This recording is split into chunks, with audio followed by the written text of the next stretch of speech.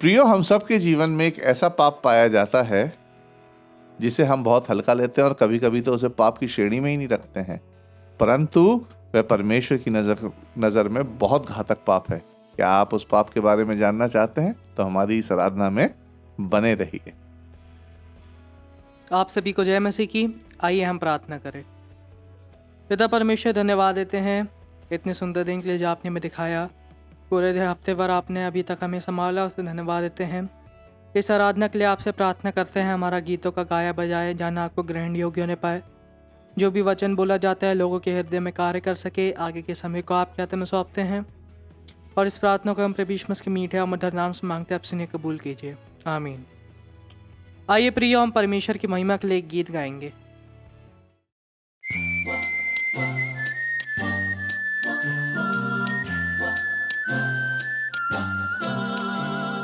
जिंदगी मेरी बदल गई जब से मसीह को पाया है।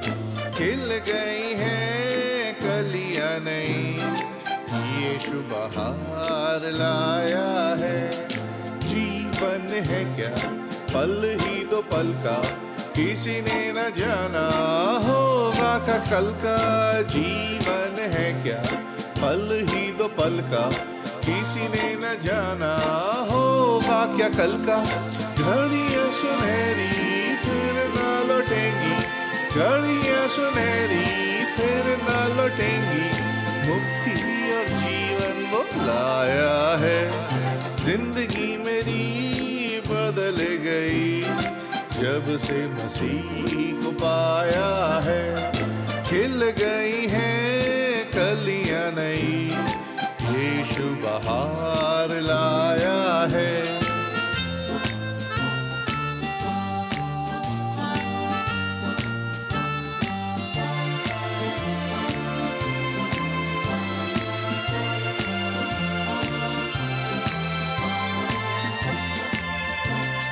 मार्ग में हमारे वो दर्शक रहेगा, कदम डगमगाए हाथ वो थामेगा। मार्ग में हमारे वो दर्शक रहेगा, कदम डगमगाए हाथ वो थामेगा। भटके हुओं को राह दिखाने, भटके हुओं को राह दिखाने इस धरती पर वो आया है। जिंदगी मेरी बदल गई जब से मसीह को पाया है। खिल गई है कलियां नई, यीशु बहार लाया है। पूरी दुनिया में नवंबर महीने में लोग बाग धन्यवादी पर्व मनाते हैं और कई देशों में तो ये नेशनल हॉलिडे के रूप में भी घोषित हुआ है। प्रियो, कौन व्यक्ति धन्यवादित हो सकता है जिसके मन में धन्यवाद भरा हो? यदि हम धन्यवाद के ऑपोजिट वर्ड को देखते हैं तो धन्यवाद का ऑपोजिट वर्ड होता है कंप्लेन,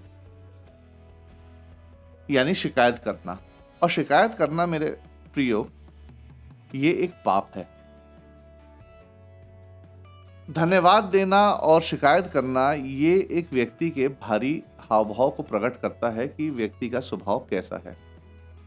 जो व्यक्ति धन्यवादित होगा उसका स्वभाव आप जान सकते हैं, और जो व्यक्ति शिकायती होगा लोग बाग उससे दूर भागते हैं उसके स्वभाव के कारण।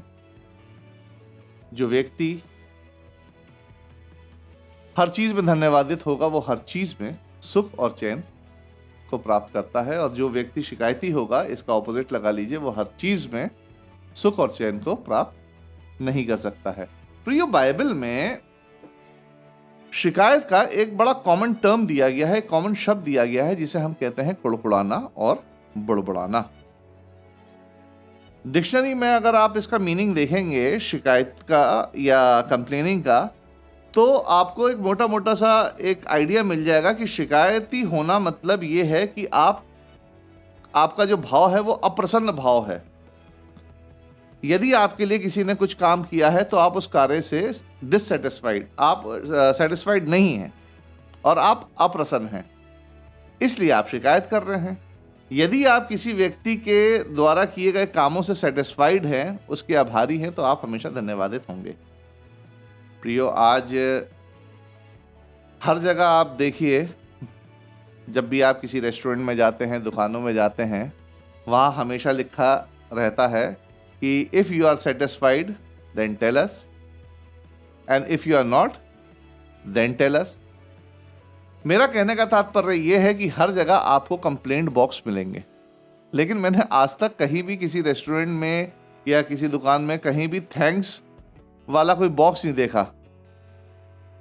प्रियो, कुड़कुड़ाना बुड़बुड़ाना मनुष्य के भारी हावभाव को दर्शाता है।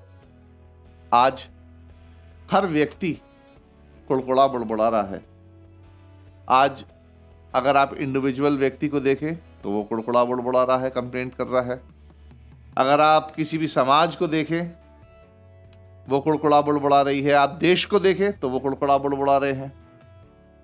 आजकल ये एक बड़ा प्रचलित टाइम पास सा बन गया है, बुराई करना, कुड़कुड़ाना, बुड़बुड़ाना। जब भी 2-4 लोग इकट्ठे होते हैं तो उनके पास सिवाय क्रिटिसाइज करने के या कंप्लेंट करने के अलावा कोई और विषय होता नहीं है। यदि आप किसी के घर पे बैठने को जाते हैं तो मेरे ख्याल से सबसे ज़्यादा मुख्य विषय जो होता है वो क्रिटिसाइज का ही होता है, किसी की बुराई करना होता है, कुड़कुड़ाना बुड़बुड़ाना होता है।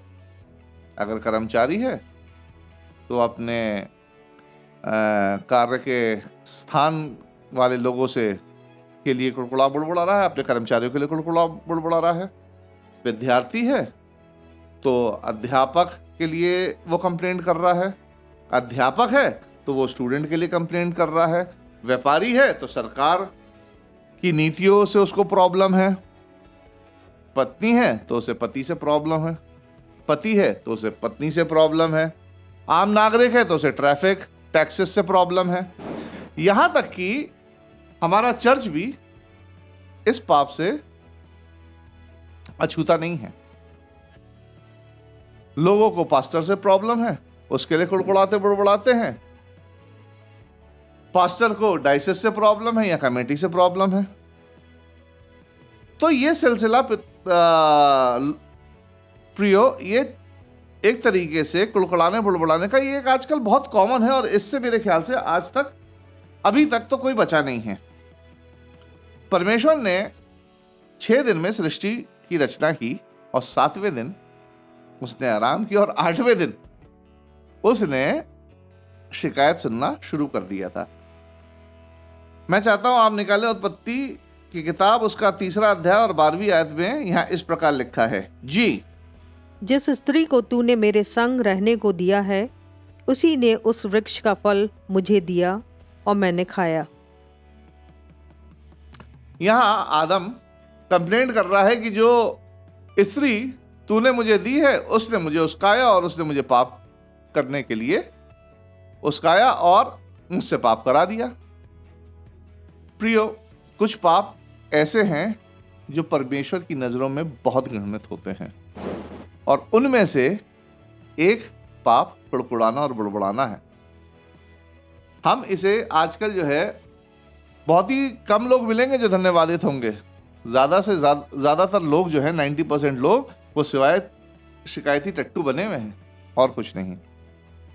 आज हमारे अपने ही मसीह समाज में, अपने घरों में ये पाप कुड़कुड़ाने बुड़बुड़ाने का एक बहुत कॉमन सी बात हो गई है। प्रियो, इस पाप से कोई भी अछूता नहीं है। कई बार तो हम इस पाप को, कुड़कुड़ाने बुड़बुड़ाने वाले पाप को बड़ा कॉमन रूप से ले लेते हैं, और कई बार तो इसको पाप की श्रेणी में ही नहीं रखते हैं। इस पाप को करने के बाद हमारा मन हमें कई बार कचोटता भी नहीं है, परंतु प्रियो, बाइबल बताती है कि ये घृणित पाप है, और परमेश्वर की नजर में ये सचमुच एक घृणित पाप है। हर प्रकार का कुड़कुड़ाना बुड़बुड़ाना परमेश्वर के विरुद्ध पाप करना है। अगर देखा जाए तो कुड़कुड़ाना बुड़बुड़ाना यह एक लक्षण है, सिम्टम है। यदि आप डॉक्टर के पास जाते हैं और आप उसको अपनी तबीयत के बारे में बताते हैं कि आपकी तबीयत खराब है, तो डॉक्टर आपसे सबसे पहले क्या सवाल करता है? आपके लक्षणों को पूछता है, आपके सिम्टम्स को पूछता है। इसी तरीके से यदि कोई व्यक्ति कुड़कुड़ा बुड़बुड़ा रहा है तो ये एक सिम्टम है कि उसके आत्मिक जीवन में कुछ ना कुछ गड़बड़ी।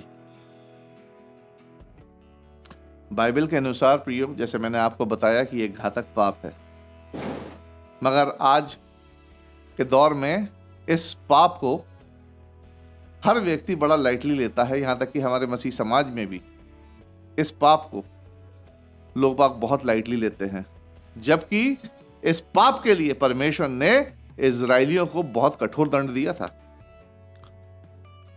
मैं चाहता हूं कि आप आराम से गिनती की पुस्तक उसका 11वां अध्याय 1 से 10 तक पढ़ लें, लेकिन मैं चाहता हूं कि आप 10वीं आयत इसकी जरूर पढ़े, जहां इस प्रकार लिखा है, जी।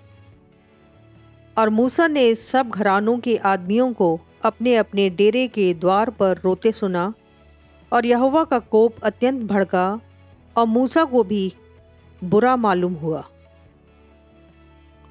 आज जो मसीह भी अपने वर्तमान स्थितियों पर कुड़कुड़ाते बुड़बुड़ाते हैं, उन्हें इन वचनों पर गौर करना चाहिए। परमेश्वर ने हर प्रकार से इजरायलियों को आशीषित किया। उनको छुड़ाने के लिए कितने आश्चर्य कर्म किए। गुलाम थे वो लोग, गुलाम थे, और इतने साल से चिल्ला रहे थे, चीख रहे थे, गुहार लगा रहे थे, और जब परमेश्वर ने उनकी गुहार पर कान लगाया, उनकी दुहाई पर कान लगाया, और उन्हें किस तरीके से, आप सब जानते हैं इस कहानी को, और किस तरीके से उनको मिस्र से बाहर निकाला, उसके बाद भी उनका कुड़कुड़ाना बुड़बुड़ाना बंद नहीं हुआ, और इस पर परमेश्वर ने उन पे सख्त कार्रवाई की। फाइनली 10वीं वर्ष जो हमने अभी पढ़ी है, उसमें लिखा है, यहोवा का कोप अत्यंत भड़का। अत्यंत आप समझते हैं, एक व्यक्ति गुस्सा होता है, एक सामान्य गुस्सा होता है, और एक बहुत गुस्सा होता है, और एक अत्यंत गुस्सा होता है। यहां लिखा है, और यहोवा का कोप उन पर अत्यंत भड़का। पहला कुरिन्थियों 10वें अध्याय उसकी 10वीं आयत में लिखा है, जी। और ना तुम कुड़कुड़ाओ, जिस रीति से उनमें से कितने कुड़कुड़ाए और नष्ट करने वाले के द्वारा नष्ट किए गए। कितने लोगों ने पाप किया और परमेश्वर के सामने दीन हुए, परमेश्वर ने उन्हें बख्श दिया प्रियो, उन्हें क्षमा किया, परंतु ये कुड़कुड़ाने बुड़बुड़ाने का जो पाप है, परमेश्वर के क्रोध को भड़काता है। आइए हम 3 कारणों को देखते हैं कि क्यों एक व्यक्ति को कुड़कुड़ाना और बुड़बुड़ाना नहीं चाहिए। पहला कारण, जो लोग कुड़कुड़ाते बुड़बुड़ाते हैं, वे परमेश्वर की सर्वश्रेष्ठता का इनकार करते हैं, वो परमेश्वर पर उंगली उठाते हैं। बड़ा अच्छा एग्जाम्पल है एक बाइबल में, जिसने परमेश्वर पर उंगली उठाई और परमेश्वर ने उसे नेस्तो नाबूद कर दिया। जब हम निर्गमन की किताब को पढ़ते हैं, पुस्तक पढ़ते हैं, उसके 5वें अध्याय और 2री आयत में लिखा है, जी। फिरौन ने कहा, यहोवा कौन है कि मैं उसका वचन मानकर इजराइलियों को जाने दूं? मैं यहोवा को नहीं जानता, और मैं इजराइलियों को नहीं जाने दूंगा। सर्वश्रेष्ठ परमेश्वर, आसमान जमीन का बनाने वाला, जब फिरौन ने उस पर उंगली उठाई कि मैं यहोवा को नहीं जानता हूं और मैं इजराइलियों को जाने नहीं दूंगा, कौन यहोवा, कैसा यहोवा, मैं नहीं जानता, फिर परमेश्वर ने उसको अपनी सामर्थ्य दिखाई कि परमेश्वर कौन है।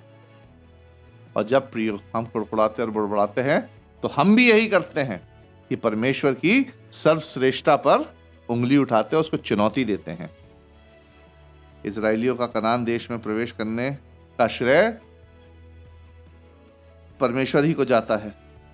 परमेश्वर ही ने उन्हें कनान देश में प्रवेश कराया, पर वो कुड़कुड़ाने और बुड़बुड़ाने लगे, और परमेश्वर द्वारा नियुक्त मूसा और हारून पर उंगली उठाने लगे, परमेश्वर पर प्रश्न चिन्ह लगाने लगे। और फिर आप जानते हैं कि जो वो पीढ़ी वहां से इजिप्ट से निकली थी, मिस्र से निकली थी, वो कनान देश नहीं पहुंच पाई थी। यह है कुड़कुड़ाने बुड़बुड़ाने के रिजल्ट्स। परमेश्वर अत्यंत क्रोधित होता है। कुड़कुड़ाना बुड़बुड़ाना यह साबित करता है कि जिस प्रकार परमेश्वर ने हमारे जीवन को रखा है, जिस प्रकार का जीवन परमेश्वर ने हमें दिया है वो गलत है, बेकार है, हमें अस्वीकार है। हम we are discontent, we reject this life, क्योंकि परमेश्वर ने हमें गलत जीवन दिया है। इस पाप का एक ही समाधान है, एक ही उपाय है कि अपने इस कुड़कुड़ाने बुड़बुड़ाने के पाप को पहचाने और अपने आप को धन्यवादित करें। प्रियो, परमेश्वर ने आपको ये भौतिक जीवन दिया है, इस पृथ्वी पर रहने के लिए जीवन दिया है, लेकिन इसी परमेश्वर ने आपके लिए मृत्यु के उपरांत भी एक जीवन रखा है। कितना महान परमेश्वर है। ये जीवन तो दिया ही है, इसके बाद के लिए भी परमेश्वर ने आपके लिए सोचा है कि अपने पुत्र प्रभु यीशु मसीह को भेजा ताकि उसके बलिदान से, उसके लहू के द्वारा हमारे पाप क्षमा होएं और हम अनंत जीवन परमेश्वर के साथ बिता सकें। इफिसियों की पत्री 1:11 में लिखा है, उसी में जिसमें हम भी उसी की मनसा से जो अपनी इच्छा के मत के अनुसार सब कुछ करता है, पहले से जाकर मिराज बने। परमेश्वर ने हम सब के लिए जो जीवन ठहराया है वो जानता है कि हमें कैसा जीवन परमेश्वर ने दिया है, और उसने पहले से ही हर चीज को ठहरा के रखा हुआ है। और जब हम अपने जीवन में कुड़कुड़ाते हैं, बुड़बुड़ाते हैं, तो हम परमेश्वर पर उंगली उठा देते हैं। पौलुस प्रेरितों के काम जब आप पढ़ते हैं तो वहां पौलुस 16वें अध्याय में जेल में कितनी विषम परिस्थितियों में पौलुस और सिलास वहां परमेश्वर का धन्यवाद दे रहे थे। प्रियो, जब हम कुड़कुड़ाते और बुड़बुड़ाते हैं तो हम एक चीज को भूल जाते हैं कि हमारे को परमेश्वर ने आशीष दी है। हम एक्चुअली क्या है, जब हम कुड़कुड़ाते और बुड़बुड़ाते रहते हैं, कंप्लेंट करते हैं, तो हमारे सामने पिक्चर जो है वो चेंज हो जाती है। हम जो है पॉजिटिव एटीट्यूड से नेगेटिव एटीट्यूड में चले जाते हैं। जब हम सिर्फ शिकायती टट्टू बने रहते हैं तो वह हम बड़ी बड़ी चीजें भूल जाते हैं जो परमेश्वर ने हमारे लिए की है और करता है और आगे करने जा रहा है। हम परमेश्वर का उद्धार की योजना को भूल जाते हैं, हम परमेश्वर के बलिदान को भूल जाते हैं, और हम उस आशा को भूल जाते हैं जो परमेश्वर ने हमारे लिए स्वर्ग में रखी है। कुड़कुड़ाना बुड़बुड़ाना एक ऐसा भाव है जो हमें बताता है कि हम जो है अब परमेश्वर पर विश्वास नहीं रखते हैं, हमें अब परमेश्वर पर विश्वास नहीं है। सच्चा मसीह और विश्वासी वे है जो ये जानता है कि उसके जीवन का संचालन परमेश्वर के द्वारा हो रहा है, और इस बात का सबसे बड़ा जो सबूत है वो ये है कि वो धन्यवादित रहता है। ये सबसे बड़ा सबूत है। जो व्यक्ति धन्यवादित होगा वह ये जानता है और विश्वास रखता है कि मेरा जीवन जो है वो परमेश्वर के द्वारा संचालित होगा। आज मैं आपके सामने कुछ प्रश्न को रखना चाहता हूं, और मैं चाहता हूं कि आप अपने मन में सोचें और अपने मन में सच्चा जवाब दें। क्या आप शिकायती हैं? क्या आप कुड़कुड़ाते बुड़बुड़ाते हैं? आज आपकी टिप्पणी क्या है? आज आपके स्टेटमेंट क्या है मौसम के बारे में? आज आपके कमेंट्स आपकी नौकरी के बारे में क्या है, अपने पड़ोसी के बारे में क्या है, अपने देश के बारे में क्या है, अपने समाज के बारे में क्या है, अपनी पत्नी के बारे में क्या है, अपने पति के बारे में क्या है, अपने रिश्तेदारों के बारे में क्या है, अपने चर्च के बारे में क्या है, अपने पास्टर के बारे में क्या है।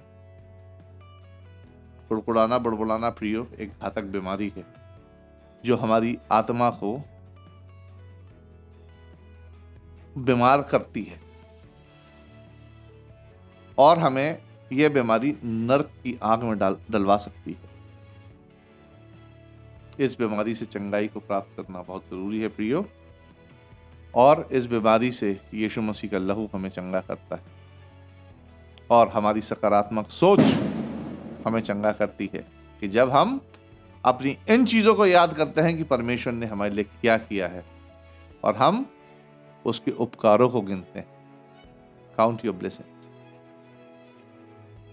एक उदाहरण मैं आपके सामने रखना चाहूंगा। एक मिशनरी था,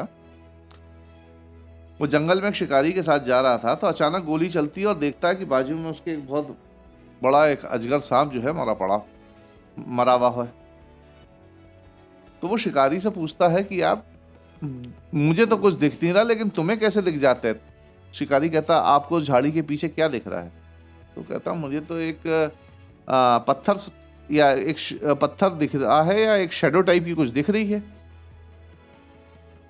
शिकारी बोलता है कि आप सावधान रहिए, उसके पीछे कोई जानवर है। थोड़ी देर बाद उसी झाड़ी के पीछे से एक तेंदुआ निकलता है। मिशनरी बोलता है कि मुझे ये सारी चीजें क्यों नहीं दिखाई दे रही हैं?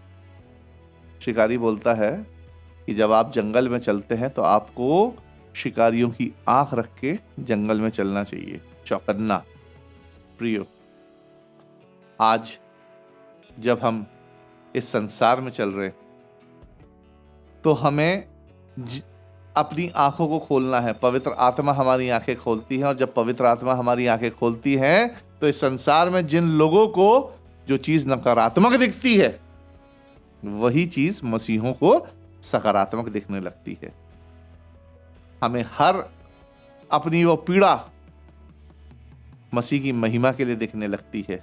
हमें हर वो सताव मसीह की महिमा के लिए दिखने लगता है। हमारा हर क्षण आशीषित हमें दिखने लगता है, आशाओं से भरा दिखने लगता है, जब हम अपनी आंखें खोलकर इस संसार में चलते हैं और वो आंखें हमारी पवित्र आत्मा के द्वारा खुलती हैं। दूसरी बात, कुड़कुड़ाना बुड़बुड़ाने से मसीह एकता भंग होती है। आइए हम देखें गिनती उसका 14वां अध्याय उसकी 36वीं आयत, जहाँ इस प्रकार लिखा है। जी, तब जिन पुरुषों को मूसा ने उस देश का भेद लेने के लिए भेजा था और उन्होंने लौटकर उस देश की नामधराई करके सारी मंडली को कुड़कुड़ाने के लिए उभारा था। ये जब आप पूरी घटना पढ़ेंगे तो यहाँ मूसा जो है कुछ लोगों को कनान देश भेजता है भेद लेने के लिए। अब वहां से जब वो लौट के आते हैं तो ये लोग वहां के लोगों को भड़काना शुरू कर देते हैं, कुड़कुड़ाते हैं, बुड़बुड़ाते हैं और लोगों को उस्काना शुरू कर देते हैं। चंद लोग जो हैं पूरे लोगों पर, इजरायली लोगों पर असर डालने लगते हैं। कुड़कुड़ाना बुड़बुड़ाना एक ऐसा पाप है जो आग की तरह फैलता है प्रियो, और अपनी चपेट में कई साफ सुथरे लोगों को भी ले लेता है। कुड़कुड़ाना बुड़बुड़ाना चीजों को सुधारता नहीं है, बल्कि और बद से बदतर कर देता है। परमेश्वर की नजरों में जो शिकायती करने ऐसे लोग हैं, जो लोगों को उस्काते हैं, वो घृणित हैं। जो एकता को भंग करते हैं वो घृणित लोग हैं। मैं चाहता हूं कि आप एक आयत और देखें, नीति वचन उसका 6वां अध्याय और उसकी 16 से 19वीं आयत को हम पढ़ेंगे। जी, 6 वस्तुओं से यहोवा बैर रखता है, वरन 7 हैं जिनसे उसको घृणा है, अर्थात घमंड से चढ़ी हुई आंखें, झूठ बोलने वाली जीभ और निर्दोष का लहू बहाने वाले हाथ, अनर्थ कल्पना कर गढ़ने वाला मन, बुराई करने को वेग दौड़ने वाले पांव, झूठ बोलने वाला साक्षी और भाइयों के बीच में झगड़ा उत्पन्न करने वाला मनुष्य। प्रियो, 19वीं आयत में क्या लिखा है? और भाइयों के बीच में झगड़ा उत्पन्न कराने वाला मनुष्य। ये एक घृणित पाप है प्रियो। परमेश्वर को इन पापों से घृणा आती है। वहीं परमेश्वर का वचन मत्ती 5 उसका 9वां अध्याय कहता है, धन्य है वे जो मेल करवाने वाले हैं, क्योंकि वे परमेश्वर के पुत्र कहलाएंगे। तीसरी और अंतिम बात, कुड़कुड़ाने और बुड़बुड़ाने से मसीह गवाहियां कलंकित होती। अक्सर हम कितनी बातें करते हैं कि हम परमेश्वर से इतना प्रेम करते हैं, हम परमेश्वर हमारे लिए कितना भला है, परमेश्वर हमें आशीष देता है, परंतु जब हम कुड़कुड़ाते और बड़बड़ाते हैं तो हमारा चरित्र दूसरे लोग भी देखते हैं और हम अपनी मसीह गवाहियों को खराब करते हैं। फिलिपियों उसका दूसरा अध्याय उसकी 14वीं और 15वीं आयत में लिखा है, जी सब काम बिना कुड़कुड़ाए और बिना विवाद के किया करो, ताकि तुम निर्दोष और भोले होकर टेढ़े और हठीले लोगों के बीच परमेश्वर के निष्कलंक संतान बने रहो, जिनके बीच में तुम जीवन का वचन लिए हुए जगत में जलते दीपकों के समान दिखाई देते हो।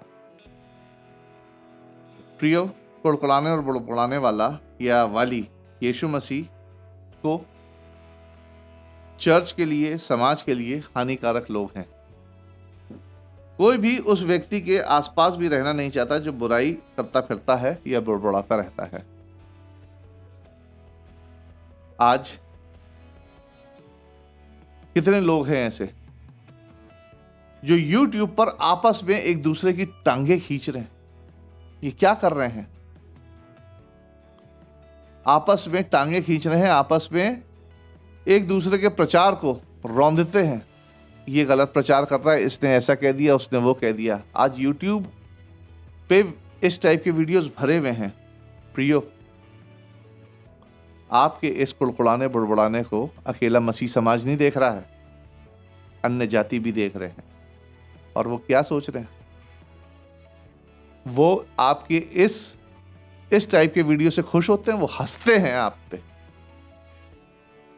वो हंसते हैं कि ये आपस ही में लड़ रहे हैं। प्रेरितों के काम 16वें अध्याय, और जब हम उसकी 16 से 30 आयतों को पढ़ते हैं तो वहां पौलुस और सिलास क्या कर रहे थे जेल में बैठ के। अगर सिलास बोलता, क्यों भैया पौलुस, तुम्हें क्या जरूरत थी उस औरत को छेड़ने की, और देखो तुमने छेड़ा और आज हम यहां जेल में फंस गए। अच्छे खासा हम चल रहे थे और तुमने जबरदस्ती का ये पंगा ले लिया, और वहां वो उस जेल में लड़ते रहते। तो जेलर क्या कहता? वहां लोग देख के क्या कहते?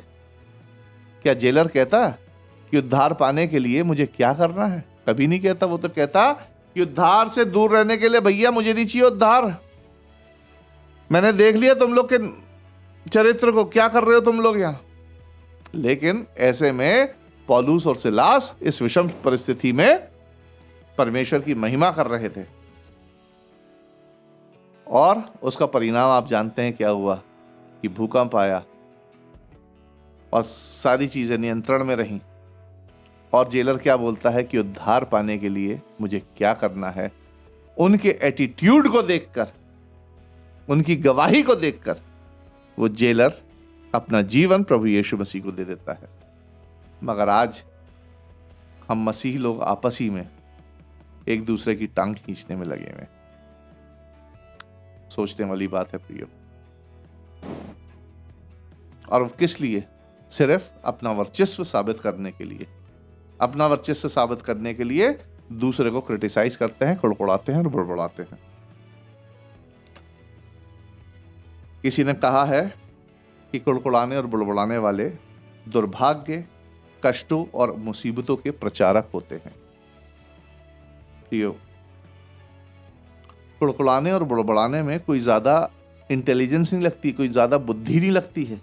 एक बेवकूफ से बेवकूफ आदमी भी किसी को क्रिटिसाइज कर सकता है, मगर यह सोचकर कि परमेश्वर ने हमारे लिए क्या किया, धन्यवाद देने में सचमुच एक स्वर्गीय बुद्धि लगती है, अच्छा मन लगता है, और एक अच्छी आत्मा की जरूरत होती है। मसीहों को शिकायती टट्टू नहीं होना चाहिए, क्योंकि बाइबल के अनुसार ये प्रियो एक बहुत घातक पाप है। मसीहों को हमेशा एक सकारात्मक रुख रखना चाहिए, पॉजिटिव एटीट्यूड। हमेशा ये देखना चाहिए कि ग्लास आधा भरा है, ना कि आधा खाली है। अगली दफा जब आप कुड़कुड़ाए और बुड़बुड़ाए तो इन 3 चीज़ों का ध्यान रखिए कि जब आप कुड़कुड़ाते और बुड़बुड़ाते हैं तो आप परमेश्वर की सर्वश्रेष्ठता का इनकार करते हैं। आप अपनी एकता का मसीह एकता को भंग करते हैं और अपनी गवाहियों को, मसीह गवाहियों को कलंकित करते हैं। प्रियो, हम मनुष्य हैं, अक्सर पापों में गिर जाते हैं और ये जानते हैं कि इस कुड़कुड़ाने वाले घातक पाप का शिकार हम सब हुए हैं। इसमें मैं भी अपने आप को शामिल करता हूं। कोई व्यक्ति इस पाप से अछूता नहीं है। हम सब इस पाप में शामिल हैं, परंतु हमारा परमेश्वर दयालु है। सच्चे पश्चाताप करने वालों पर उसकी नजरें लगी रहती हैं। परमेश्वर हमारे पापों को अपने पुत्र प्रभु यीशु मसीह के लहू के माध्यम से क्षमा करता है। हम वचन जानते हुए भी अक्सर इस पाप में गिर जाते हैं, परंतु जो यीशु मसीह ने पतरस से कहा था वही बात वो हमसे भी कहता है कि हमारे पाप 7 बार तक नहीं वरन 7 बार के 70 गुना तक क्षमा किए जा सकते हैं। मैं गॉड ब्लेस यू। परमेश्वर आपको धन्यवादित बने रहने की सामर्थ्य दे। आप सभी को जय। आइए हम प्रार्थना करें। धन्यवाद धन्यवाद जीवित महान सर्वशक्तिमान पिता परमेश्वर, लाखों लाख धन्यवाद देते सुंदर समय के लिए। तेरे अनुग्रह से हमें ऐसा मौका मिला कि हम आज की आराधना करने पा रहे हैं। पिता परमेश्वर, धन्यवाद देते हैं। गीत का गाया जाना, वचन का पढ़ना, वचन का सुनाना, सारी बातें तुझको ग्रहण योग्य होवे। पिता परमेश्वर, धन्यवाद देते हैं। बीती सप्ताह में हम सबों को संभाला, सुरक्षित रखा। आने वाले सप्ताह के लिए भी तेरा अनुग्रह, तेरी दया चाहते हैं। पिता परमेश्वर, आज तक हर एक प्रकार के संक्रमण से, हर एक प्रकार की विपत्ति से हम सबों को बचाया, सुरक्षित रखा है। प्रभु धन्यवाद देते हैं।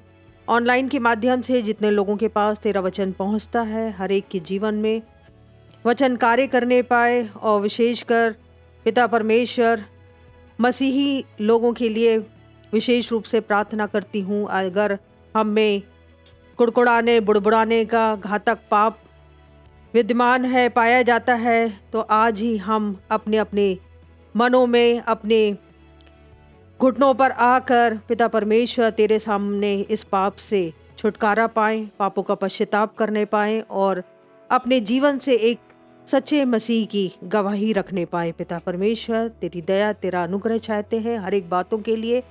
चाहे हमारे सामने कितनी भी विपरीत परिस्थिति क्यों ना आए, तब भी हम धन्यवादी बने रहें और इस बात को जानने पाएं कि हमारे जीवनों का संचालन परमेश्वर की ओर से होता है। पिता परमेश्वर, हर बात के लिए धन्यवाद देते हुए इस विनती को प्रभु यीशु मसीह के प्यारे, पवित्र और मीठे नाम में मांगती हूं। आमीन। प्रियो, यदि आप ईसाई धर्म के बारे में जानने के और इच्छुक हैं तो हमारे इसी चैनल पे 7 पाठों की सीरीज उपलब्ध है। आप जाकर देख सकते हैं। उसका लिंक डिस्क्रिप्शन में दिया गया है। आने वाले समय में हम आपके सामने फिर हाजिर होंगे। तब तक के लिए आप सभी को जय मसीह की।